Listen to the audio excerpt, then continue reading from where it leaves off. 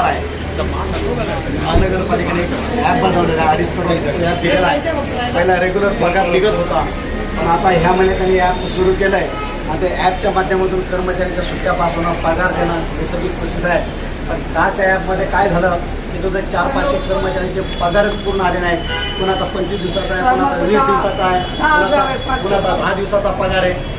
कर्मचाऱ्यांनी पूर्ण दिवस काम करून आता SRA काम करतात, जनगणनेसाठी काम केलं, अहोरात्र सफाई कामगार काम करतात, ऑफिसचे कर्मचारी काम करतात, PWDचे मजूर काम करतात, सगळ्या विभागातले कर्मचारी काम करतात, इमर्जन्सीचे कर्मचारी काम करतात.